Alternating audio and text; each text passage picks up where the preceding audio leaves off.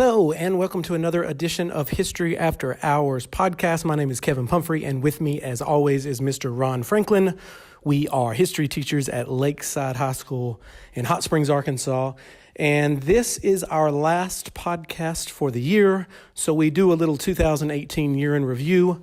We go over some of the major events that happened, mainly politically. We talk about the Muller investigation, the Cavanaugh hearings, the hurricanes, some of the things that happened 2018, including some of the people we lost as far as influential people in the United States. And we also got into some questions from the students.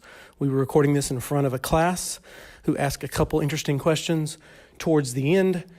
And then we finish off with the joy of teaching and why we like to be teachers and why it's an awesome profession, even though it can be taxing at times. Once again, we want to thank our executive producer, Abby Hanks, for putting all this together. We appreciate you guys listening, and we will see you next year. So enjoy the podcast.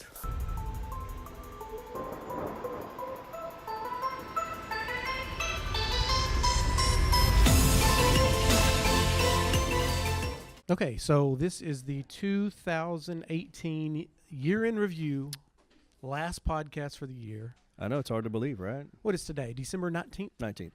All right, so I've got a list of major events that happened, and I don't know how we want to attack this, but I'll bring up a couple, and you can kind of give me your, obviously, the Muller investigation. Do you say Mueller or Muller? I say Muller. I do too, but I've heard other people say Mueller. Putin or Putin? I wonder if his name is Putin in Russian, like Rasputin, like Rasputin. I wonder. Yeah. Is it Vlad Putin? Vlad Putin. I wonder. I don't know. I've never heard anyone Russian say it. So right. Anyhow, so Mueller. Yeah. So the Mueller investigation is. I thought Mueller sounds too much like Bueller. Oh yeah, Mueller. See a judge in court. All right. But recently we've got Flynn. And the judge kind of goes crazy on him and delays his hearing. Oh, or his verdict. Yeah. Okay, so we need to talk about that maybe. You've got Cohen, who is going to jail. Yeah, he's going to jail for 3 years, and he's flipped out. It's interesting. I think, and Trump seems to be more and more worried about. Do you think that's a good idea for, let's say Cohen, for example, now that he's been sentenced and he hasn't gone to jail yet, he's doing all these interviews. You think that's a good thing, or you think that's ultimately what you think that the other investigations might like for him to just be quiet for a while? I don't know. I wonder. I mean, no one said anything publicly, but I just wondered. Yeah, I think if they'd rather him just be quiet, go to jail, do your thing, and then let us get on with what we need to do. Yeah, the talking by anybody, it's going to be hurting Trump more than anybody. And Trump's talking more than, his lawyers have got to be just furious that he keeps tweeting and giving defensive strategies, and I didn't have anything to do with it. And, it's crazy to keep calling this thing a witch hunt because there's been a lot of crimes exposed. Right. There's a lot of smoke, so to speak. Now, of course, it could be a witch hunt. There's several small I wouldn't even say just smoke. There's several small fires that they've, that they've to call stomped. it a witch hunt, well, no, we've found witches. How many indictments? Like 18 or 19? Yeah. And then several convictions now. Mm-hmm, and now they're investigating Trump's inauguration. If it's a witch hunt, they're finding witches. Right. I mean, so there's something to it. Now, but at this point in time, here towards the end of 2018, we don't know. I mean, who knows? It's going to be interesting, I think, in the next few weeks. I wonder if they're going to release it soon. It seems like it's kind of coming to an end. Do you think they're going to wait for the new Congress? Or, I mean, I don't think that he's that, from what I've heard, people say. Right, yeah. I don't want to play that game, but from anything I've gathered from someone who seems to know about the jurisprudence and specifically about Mueller himself, that he's not going to just lay this out until he's ready to do it. I don't think that he's working on someone else's timeline. And so when I said the thing about the new Congress, I don't really think that. I just wondered what you thought. Mm. I saw a documentary on HBO. It's called Enemies, and it's about Mueller and Comey. I just caught the last episode, but he seems to be like one of these detail-oriented, when he releases the report, there's not going to be any loose ends. There's not going to be any questioning. I mean, he's going to give thorough. This is thorough. This is the evidence. There's nothing else to chase. This is what has happened. And so I think he's not going to release until I don't know that he's waiting politically. He seems, and if you look at his history, as a former director of the FBI under Bush, he seems to be very apolitical. He's technically registered, I guess, as a Republican, Right. but I don't think any of that affects him. It's been great as Trump has been tweeting constantly, and people in the news are going crazy. You hadn't heard one thing from Mueller. He's just got his head down working, Right. and that's kind of admirable in its own way. Yeah, he hasn't played any kind of media games at all. No, because Comey does seem like the kind of guy. He's kind of beating his chest now, and Comey's an enigma to me because I can't quite tell where he stands. I mean, I guess he's more independent than anything because both sides have criticized him. Yeah, he says he doesn't like the public attention and all the hearing, but I don't know. Anyone with a book deal. Right, yeah. Well, his Comey's history goes back to 2004 when he publicly came out against George W. Bush's the Patriot Act and I didn't know any of this. I went back and looked, and that served him well. That kind of really helped his career to be real transparent, and people looked at him like, oh, he's going against the president. And eventually it looked like he was right. Well, then he tries it again right before the election with Hillary's emails, and that seemed to have backfired on him from both sides. Although Trump loved him at that point. Right. But then you had the loyalty dinner. It's all the dinner. If I go back to that moment, remember he said that Trump had invited him to dinner and then asked him about loyalty. Yeah, I need loyalty. And he said, I'll give you honesty. And he goes, yes, honest loyalty. And then Comey kind of caved and went, yes, sir. But that's a good indication of just that right there. That would be like Comey was actually worried about being in the same room with Trump by and himself. having a picture taken. But even when a bunch of people were in there, he kind of felt he was invited to the Oval Office by Trump when Trump first took over. And Comey's 6'8". He didn't even want to be the big handshake video. Yeah, because he doesn't want people to think that he's politically motivated. Yeah. And then of course it gets worse and worse when he gets invited to a dinner thinking that other people are going to be there and it's just him and Trump. We're living in La La Land. This has never happened with presidents and FBI direct. I mean, this is just okay. So you got that whole thing. All right, what else is on your list? I got the Caravan. Whatever happened to that? Weren't we getting invaded? Or was that just a political tool? All right, well, is the girl that died in custody part of that scenario? Or is that a separate thing? I think that's a separate thing. That's a separate thing. Even though they're from the same. It all kind of goes with the immigration and the child separation. The father and daughter were from Guatemala, but I don't think they were part of this caravan. I think that was a separate thing. Mm. So I don't know. I mean, they kind of quit talking about it after the whole tear gas incident, but I don't know what's happening now. I know Mexico sent some people home. I don't know how many. But, and I think there was another attempt to go around a barricade or something to get in, but I haven't heard anything in a couple of weeks actually. No. I haven't heard anything. Have you? No, I haven't. I didn't know. I mean, people thought it might go away after the midterms, and it seemed to have gone away to some degree. It's definitely not being used. Yeah, but I wonder what the situation is though. Still, thousands. I mean, there are camps, I guess. Yep. Right, and then people being processed. I don't know. I'll tell you what. It's weird that we don't know, which means that the story itself was kind of politicized, right? Yeah. Let me give you three kind of world events that occurred in 2018. You tell me which will have the most long-range impact. All right. The alien space object that apparently came in from another solar system for the first time ever, that was pushed here not by our gravity but by something else. Mm-hmm. That even Harvard scientists are puzzled about that. Number two, we'll go with U.S. moving the embassy to Jerusalem. Okay. And last one, let's go with the midterms. Democratic.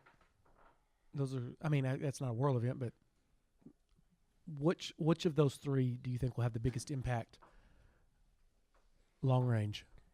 Kind of depends on this the alien thing. It sort of depends, yeah. What if we find out scientifically that it was an alien spacecraft? Nothing else matters then, like Trump, Jerusalem, or Independence Day. We might as well just start making plans. Get our silver suits and become a team. We got aliens now. Bigger fish to fry. We'll not go quietly into that dark night. No, I don't. I think the move of the embassy is pretty big. And other countries starting to, several nodded when we were like, yeah, that's a good move. I don't know. I'm not quite sure how to feel about that either, because on one hand, they do need to make some clear decisions on about, because they're not going to be able to share Jerusalem like an East and West Berlin sort of scenario. Like if there's going to be a Palestinian state, which I think eventually there will be, because how else can you divide that line? Technically, Israel claims all that territory. Right. And the Palestinians and a lot of Arab nations say, well, you're illegally occupying that territory. And then Israel offers citizenship to Palestinians who will just, basically lay down arms and agree to support Israel as a country. And a lot of them see that a lot of the Palestinians see that as a rejection of their culture and their history, and so a lot of them aren't going to do that. So two-state solution, but then what is it about Jerusalem? When we move our embassy from Tel Aviv to Jerusalem, that's a clear signal that we support Israel over the Palestinian ideals, and maybe that comes right down to it. Maybe they just can't. Maybe it gets clearer after this, But either way, it's going to have to get worked out, and maybe this is a first step towards something. The Palestinians have held on to hope that city is going to be their capital if they ever get a state, that everybody agrees on. So maybe they have to pick something else. Yeah. But I don't know. Maybe it gets worse because they now realize that it's not going to be a reality, and maybe they fight even harder for some different objective. I don't know. I think but that one maybe has more long-term effects. Mm-hmm. Again, it kind of depends on this alien thing. But yeah, and then with the Democrats coming into the House, okay, with what we know now and what could be out there, but everything we've seen so far, do the Democrats move to impeach Trump before 2020 election? I think that it depends on what's in the report, the Muller report. I mean, if that comes out, then yeah. I think if they jump ahead of that and try to talk about impeachment, I think they're kind of jumping the gun. Do they want to impeach? Probably. Is that smart? We saw it with Clinton. That wasn't maybe the better thing is, what could happen? I thought this about the other day, or I thought about this the other day. What if when they get in, and now there's absolutely a necessity for bipartisanship, that in an interesting way tempers anything that Trump does or says. Mm-hmm. Yeah. Even if, let's just say that he continues to be president. Let's say that he gets re-election even. Forget the impeachment, forget everything else, and he just goes on. What if this is the moment where he goes, okay, I have to play now by maybe a different set of rules. I still want to be in charge. I still want the show. I still like the tweet storms. But at the same time, real legislation that he can sign and feel good about, it could be a reality. Mm-hmm. For example, and I think the first sign is the prison reform bill that was just signed, bipartisan. I think only 12 people voted against it. That was in the Senate. That's in the Senate. So then that moves on to the House, and we'll see what they do with it. So I wonder if that's, and everybody kind of hails that as a great step forward. Even though, let me throw this out there, the Republicans that were convinced to vote for this, and I think there were only 12 that didn't. Like I said, all the Democrats voted for it. And Trump hails it as this great victory, bipartisan victory. It's basically the same thing Obama was trying to get across when he was president, and Mitch McConnell blocked it, wouldn't even bring it to the floor for a vote. Yeah, I think some of the same principles are in this that were in that, and so, political capital, this and that. But like I said, I think that maybe, in an interesting way, take impeachment just out of the conversation for a second. This might turn into something more workable now that there's a different parameter between the two houses. So what do you think about, on same political kind of track, the Oval Office meeting between Trump, Schumer, and Pelosi, where Trump says he would shut down the government to get his wall funded, and then didn't he backtrack on that? They backed up. Yeah, the White House conceded, and he's trying to now find funding elsewhere. Now remember, if we go back, this was his main campaign promise. Yeah, Mexico was going to pay for it. Right. Now he wants to get it where the taxpayers pay for it, and the Republicans, the Republicans won't fund it. What's interesting is that Mexico may get a wall, and we're going to pay for it. Mm-hmm. Yeah, really. We'll be the ones wanting to go over it by the time this thing's over. So I don't know. That seems like a big deal that he's kind of conceded. I didn't like that whole scenario with the confrontation in the Oval Office between Pelosi and Schumer and Trump. I didn't think that it made anybody look good. I think it was Trump's idea to look, okay, we got this new Democratic Congress. Look, I'm trying to work. We're going to have a meeting here in front of the cameras. We're going to talk nice. And Pelosi and Schumer, they weren't playing it, No, I mean, she immediately talked about the Trump shutdown, and he's like, what? Mm-hmm. And then, and Schumer too. That's like we don't want to shut down the government. So it showed real quick that I think it was a political stunt. Right. Well, I think that he wanted it to be a stunt in one direction. Mm-hmm. They took it in another direction, but I still think it was a stunt ultimately. Yeah, because he kept saying, "See how we get along, though. We get along." It's like, no, you don't. The optics on that were bad for me. I just didn't. I cringed the whole time. It just the lack of decorum on both sides. We've talked about his lack of decorum. I don't know that this makes this any better, really. Right. So I don't know that them being belligerent is that's like the when they go low we go high thing. I mean, if someone's going low and you go low just to prove you can, I don't know that serves a true purpose. So I wish they wouldn't do that. I wish they would just hold the line, let him show his he flares. That's fine. He's going to do that, but everybody knows that by now. But I just don't think that it serves any true real purpose ultimately. Yeah. To do the same sort of thing that he's doing. Yeah. I think he's kind of getting. It's weird how many people are getting fired or leaving at this point. Who's okay? So Kelly's Sessions out. Has been fired now. Kelly's out. General Kelly's out at the end of the year. And they're going to replace him with Mulvaney, yep. who isn't. He's going to wear like 3 different hats now. Apparently, I think there's only like 12 people now in the building. Before long, it's just going to be Trump, Pence, and Sanders roaming around by themselves. Kellyanne Conway, right on the edge. Hannity gets a job eventually. Answering the phone. I don't know. Yeah, it is strange that they keep just running through people. I don't know what the actual number is since in the 2 years that he's been in charge. Have you heard this? I heard this somewhere. I can't even remember where I heard it, but that Trump had They installed a revolving door in the front of the White House. Is that right? I don't know about that, but they should. Trump installed a phone line where his supporters can leave him positive messages. No. Yeah, where they could call in and then they could say, you're doing a great job and we really like this. He wants only positive. Like, this dude needs the daily affirmation. Just listen to that in the morning while he's watching Fox News. Oh. No, I hadn't. I don't know if that's true. I want that to be true if it's not. Wow.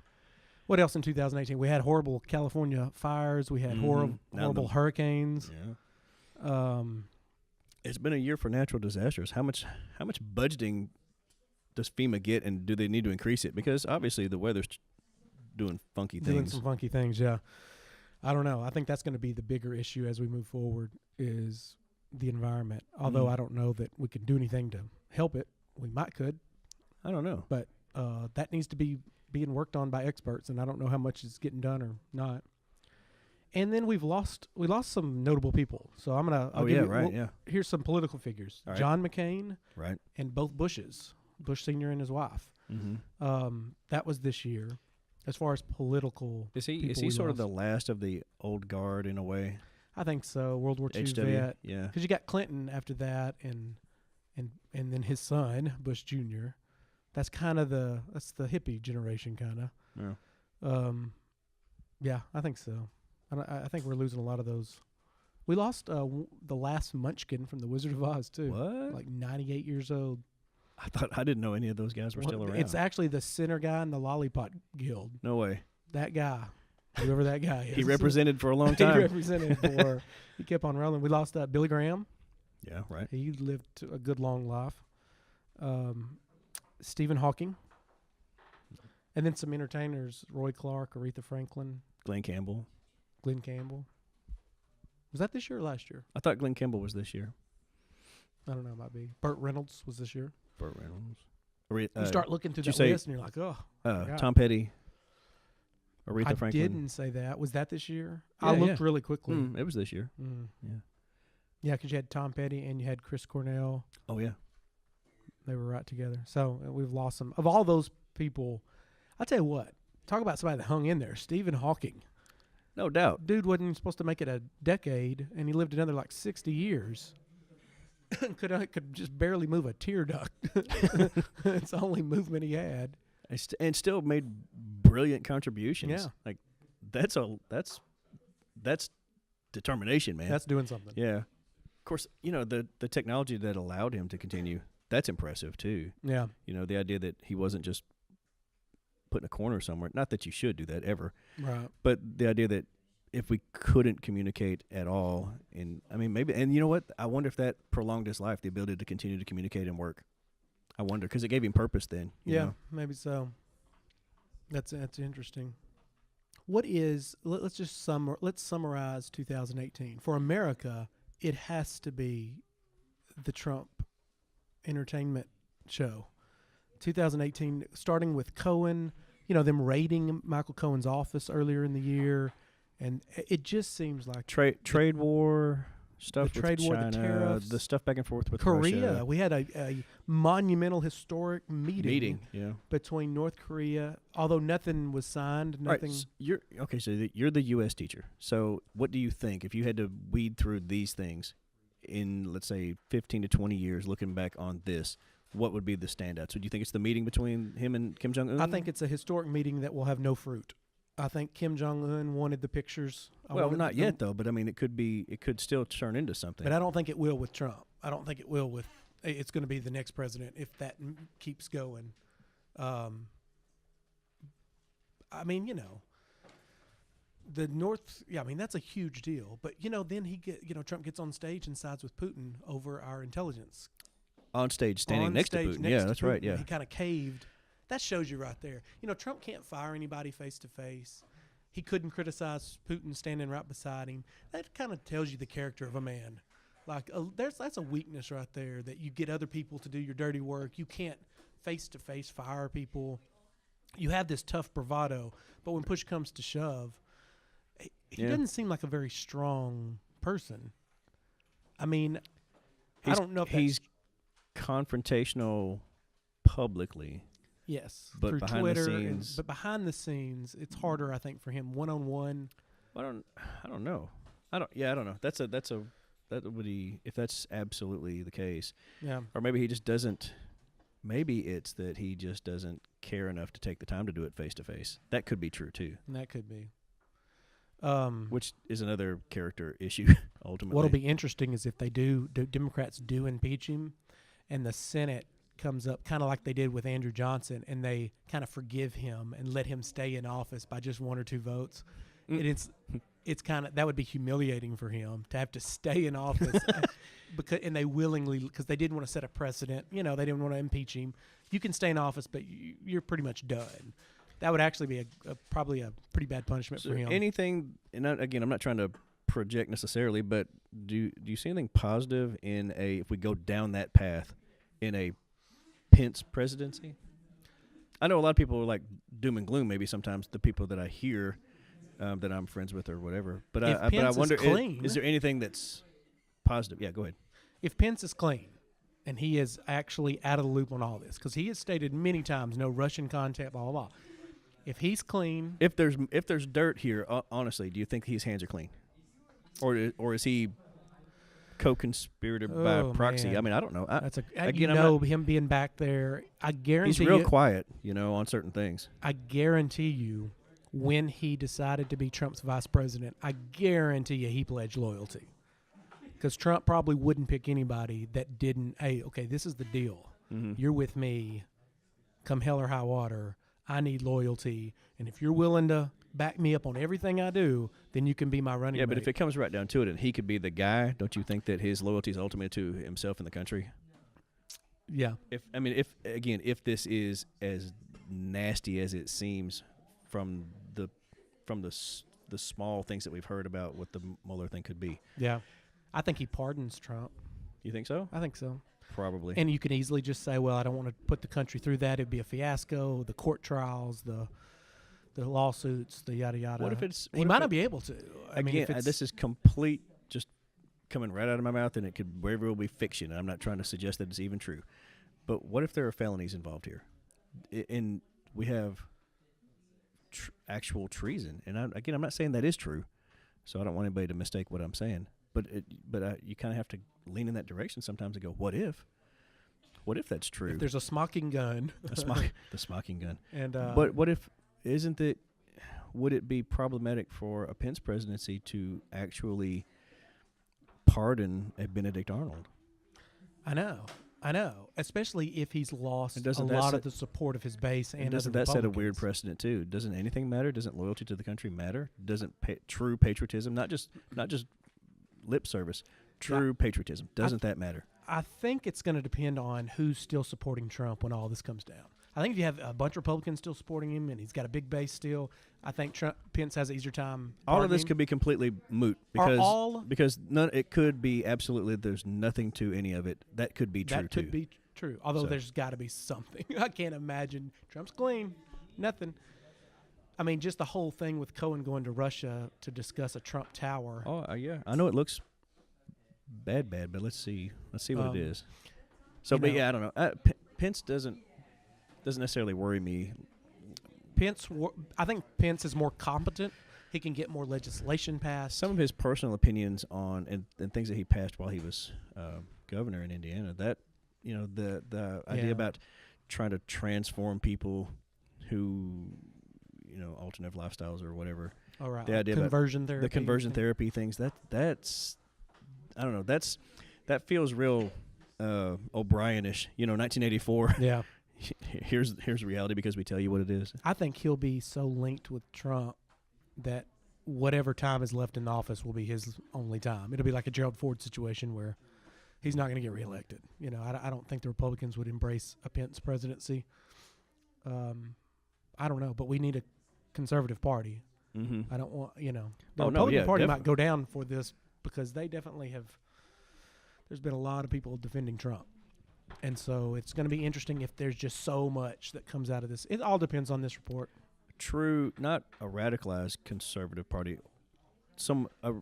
Like real a true heads. fiscal. Our heads are on straight. States' rights. Yeah, libertarian type conservatism. That makes more sense. Maybe we'll get back to that after all of this. Maybe that's the silver lining, regardless of how it falls. Maybe cooler heads prevail. Yeah. For the Democrats too, because I think they've lost some of their moral compass. Right. When you go off on absolutely just calling anybody out who has a differing opinion as racist or whatever, that's massively problematic too. So, yeah, 2018 politically has been just a Trump circus and the unknown. We're I read today that Trump's signed notice to get our troops out of Syria. Did you see that? Yeah, I saw that too. That might be a big deal. Yeah. He said they were there to kill ISIS. Yeah. And now that's gone. Well, they're not gone though. I know. There's still like pockets of resistance, and so I wonder, do they resurge now, and do we end up going back later because of this? My fear is, and is this a signal to Syria? Hey, Bashar al-Assad, do you now free reign back into the country? Go where you want to go. Take what you want to take. This is my fear with Trump, because to me he seems so unsteady, is that as the pressure by Mueller gets greater and greater, he might look to do things to refocus the country, like troops. I mean, because he has a broad power of moving troops and doing bombings, and I hope he doesn't go down that path where he's doing things to deflect the attention off of him. Mm-hmm. I was hoping this Syria thing was not that. And of course, it's too early to tell what will happen once we, all the details in pulling out of Syria or Yemen or anywhere else. But it's going to be. I just hope we don't go down this path of we're doing foreign policy craziness. I'm curious about what happens there. I'm curious about what happens for the Kurds now that we're kind of getting out of some of the things there. What happens in Iraq as we start to kind of watch them try to get more of their political process under their own control, and also with Afghanistan. I mean, not that I'm for protracted engagements like we've seen, but at the same time, how do we then monitor radicalism in those countries? Do we just let them figure it out themselves? Because I don't know that they can. And then doesn't that put us and other people that we've supported, who have a more close ties to us, doesn't that also put them in danger as well? Yeah. I don't know. All right, so what else you got on your list? 2018. I mean, we covered most of it. I don't see anything just that's standing out that we haven't hit at least a little bit on. The Cavanaugh hearing was a big important thing. I think it's over now, so yeah. we'll see how that pans out. I think that he's and going the to be. Saudi Arabian. I think Cavanaugh's going to be a better justice than most people. Than so. Some of his negative like press kind of was giving him credit for maybe being. Yeah. He seems more sort of middle of the line. Leans conservative, hardcore, I think, but I don't know that he's not this radical guy. Yeah, I heard what's Sotomayor Yeah, Justice. She said she told him the same thing that I think Clarence Thomas told her, and it's like, I don't care what happened in the past. You're going to be judged now by how you perform on this court. We're a family, this. So, I think when you get in that position and you can really be independent now. mm-hmm. Trump, he's confirmed. That's Yeah. it. So nobody can sway you if you don't want to be swayed. I mean, it's nice now he can really rule and dictate things. That was an ugly set of events, that the confirmation hearings and all that. I still think he shouldn't have been confirmed, simply because it's a job interview, and with all of that, just pick somebody else. Plus his behavior. Yeah. I don't mean past behavior. I mean during the actual confirmation. You had a credible. I don't care what they were. People were saying that he should be confirmed because there was no real hardcore evidence against him. But look, that's in a court of law. He wasn't going to go to jail. Right. We're talking about taking one of the highest courts in the land. You need to be basically impeccable. I mean, with all this baggage and all these women that came out, and especially the first one, I forgot her name, real credible. Mm-hmm. I think that's enough. I mean, if I show up, like I said, to a job interview to be a teacher, and I had one person, a credible witness, that said, "Oh, you don't want to hire this guy. He's a bad guy," they would just go, "Okay, let's just avoid that. We'll just find somebody else." Or if they really, really wanted you, they'd check it out. Right. It just became so partisan and Lindsey Graham flip-flopping Lindsey Graham. He hates Trump. He loves him. Who knows what's going on with that? We got about 10 minutes left. You want to open it up we got student. I don't know if you can hear the yammering in the background. This is towards the end of school, so this is my AP U.S. history class, and they've already taken their final exam, so we're in the last. They're feeling pretty good about themselves, looks like. Yeah, they're playing cards, or I don't know what they're doing. I don't know if they want to get involved. Anybody want to ask a question? Anybody? Yeah. All right. So. All right. Roll. So we're going to have some student questions here towards the end of our podcast. Okay, so I was going to ask about if y'all heard about the Green Beret that's going on trial for like first or second degree murder for killing an Afghan bomb maker back in 2010. Yeah. I've heard of it. What's the question? Huh? That's Cade Tarbert, by the way. I'm not sure what you're asking about it. Well, right now, President Trump's looking into it as a presidential pardon before it goes to court or after it does. And also, do you think he was justified in what he did? I'm not familiar with the story, so you'll have to.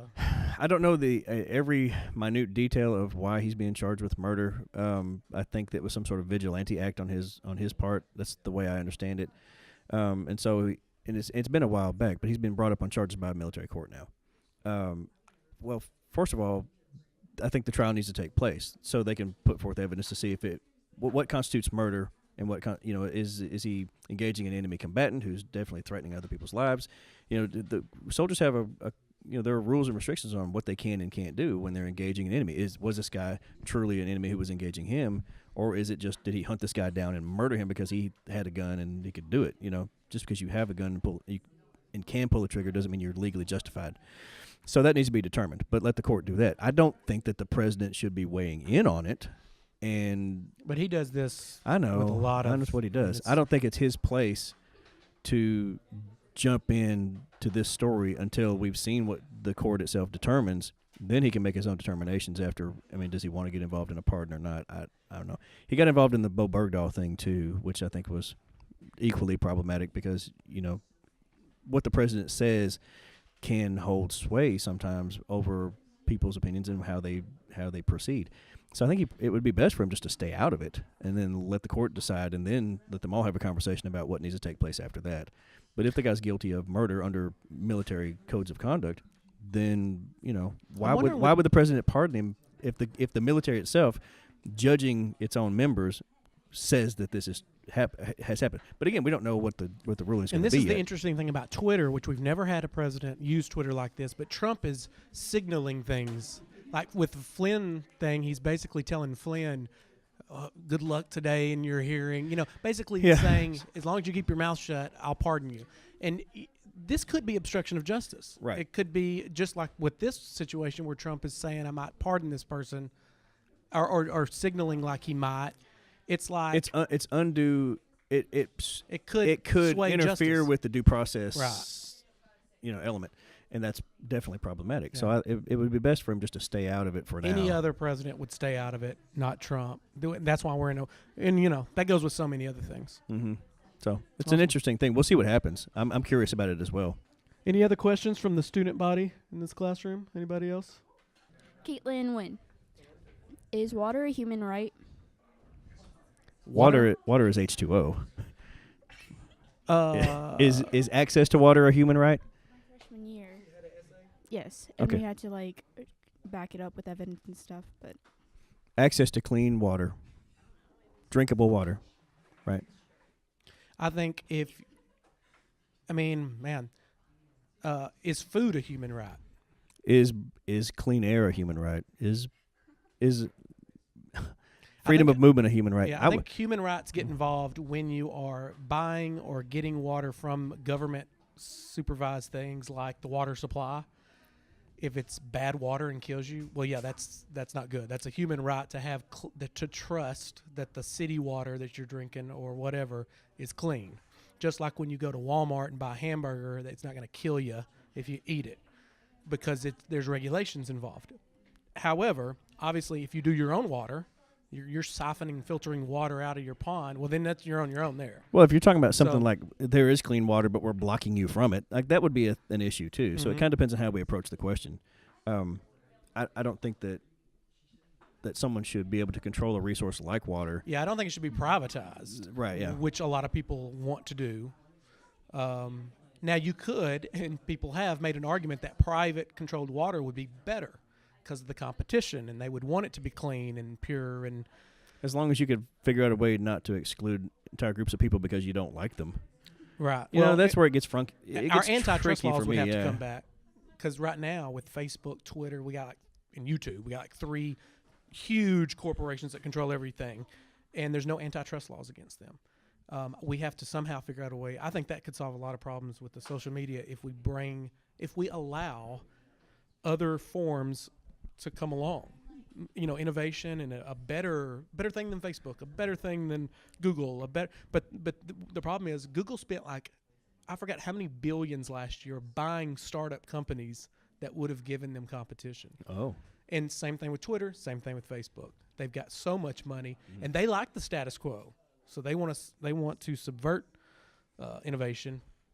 So would it be? So I wouldn't want let's that. say I wouldn't want that a big company to own all the water. if we talk about the water, and we think about the government's responsibility, let's say that they are providing water to an urban area, whatever, and they either stop doing that or they don't do it very well, and let's say like Flint, Michigan, right? Yeah. So people can't sue the government, can they? Yeah, you can. A state can't sue the government. But you But can an you can bring individual lawsuits to say, like class action lawsuits, and say, okay, all right. So, is it like just negligence then on their part if they don't handle that well, and they could then be brought to court over it? I think that's the thing is it's public water, and it is controlled. People by pay utilities for this too, Uh-huh. right? It's not like they're just being provided for free. You pay a water bill. Yeah, I'm sure the citizens in Flint, Michigan, pay a water bill. Yeah, so we're going back for to water the that's early killing them. 1900s, the Food and Drug Act. The Clean Water Act, all of this was done during the Progressive Era, and it stipulates that water must be clean and have certain regulations. So the problem is that the government just starts ignoring that, and there's no regulations. If all the water is polluted, does the government have the responsibility of making sure that it's cleaned up so that we can drink it safely? Yes, as long as these laws are still in the books. Like the Food and Drug Act. I mean, Congress would need to repeal all those things, all the regulations over clean water and, drug, the Food and Drug Administration, all that would have to be gone. Then the government could be like, all right, you're on your own. And then they could pull up shop, and then you're on your own. Mm-hmm. But it's kind of hard when you say it as a right Obviously. What if everybody's on a water system and they charge for the water, but I don't have any money? Then what do you do? So that goes back to is it a human right to have? Yeah, because there's a lot of water? people I'm sure that can't pay their water bill to get their water shut off. Is it up to should the government step in and provide free water? I don't know. Emergency water. This isn't good, but it'll keep you living. Pond water. That's interesting. I don't know. Spit out the amoebas. Don't. Yeah, that's got to happen all the time, though, right? I guess. But that's with electricity in the winter. Like some of the states, you freeze to death. So, I don't know. So I mean, we are paying a bill. I don't know. If healthcare is a human right, well, let's just say water should be too. I mean, it depends on what your stance is on all that. Yeah. That's a very complex. I've never thought through this whole thing. So, well, I'm just curious. What did you say in your essay? Well, I talked about Flynn, and it was like more of like they sued the EPA instead of like the government. Yeah. So I don't know.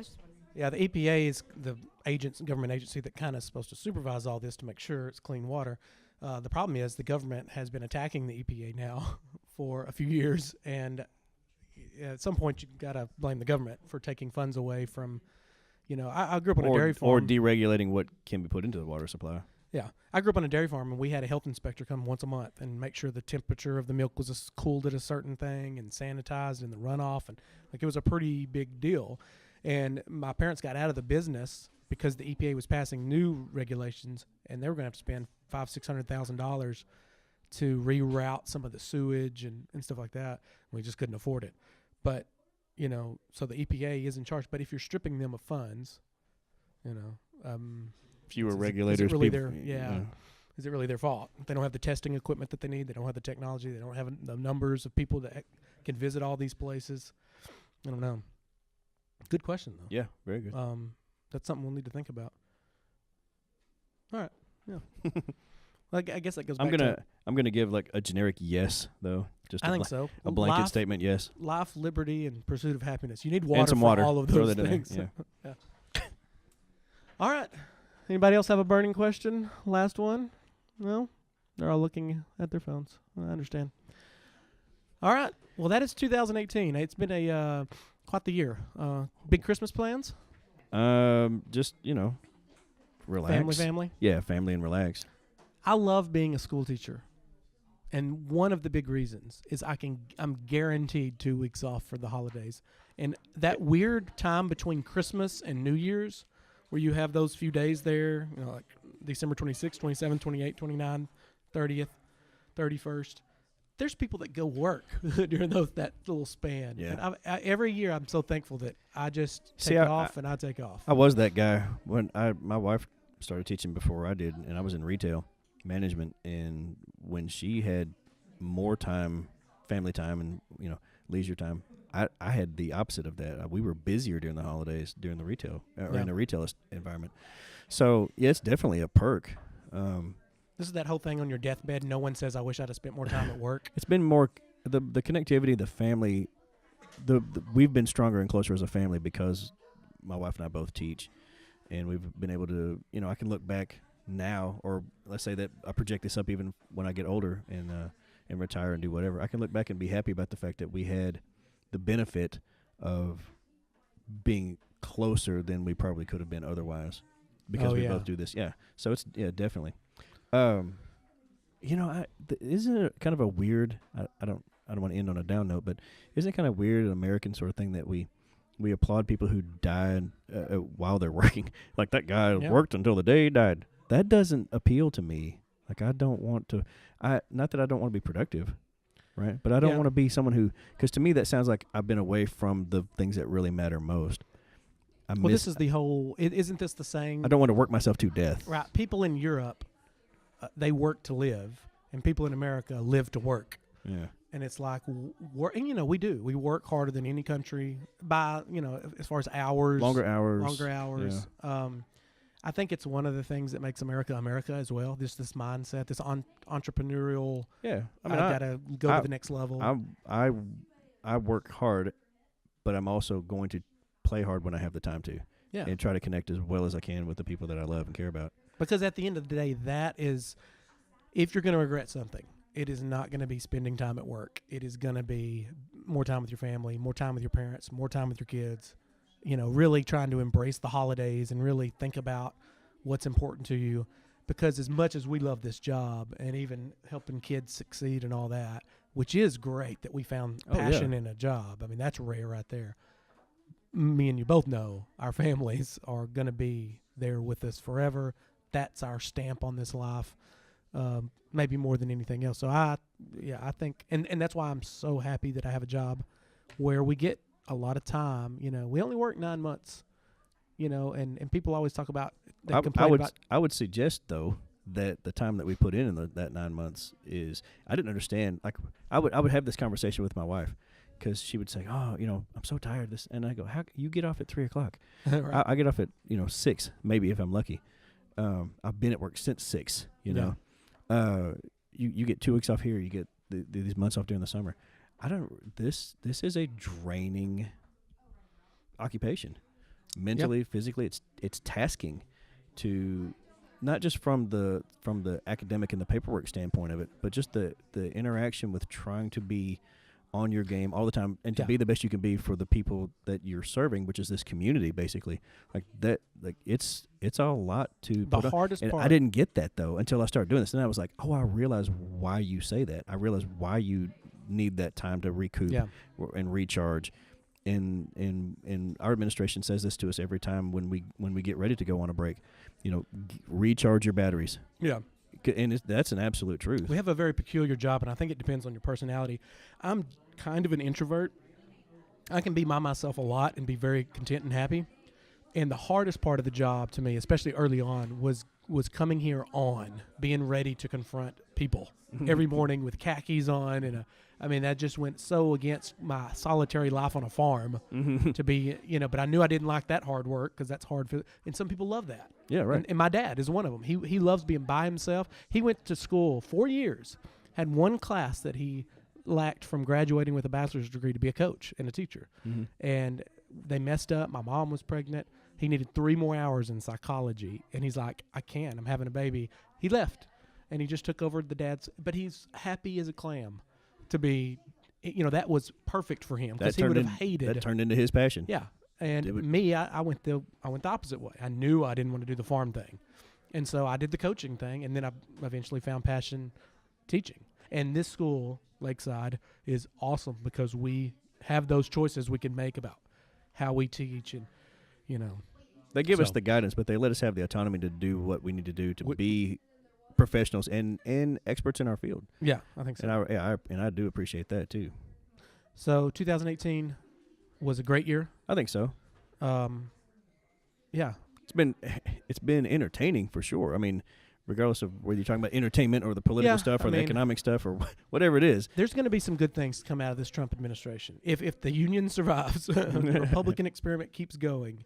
One of it is political participation. People are paying attention. And I think that can end up being good. And people go, why can't we solve problems? Wasn't this the largest turnout in a midterm ever? Yeah, ever. Yeah. Why? And, some people are going to be asking the question, why has Congress not been functional for 20, 30 years? Why haven't we been able to solve some of our big problems? And I think with the new generation paying more attention, I think some of those bright people will come up and get involved, as long as we let them do that. I don't want a Joe Biden versus Hillary versus Bernie Sanders for president 2020. Can we let them go? Buckle up, because that's probably going to be the case. I know. Oh, good. Maybe not, though. Maybe not. All right. Well, that's 2018. Goodbye, everybody.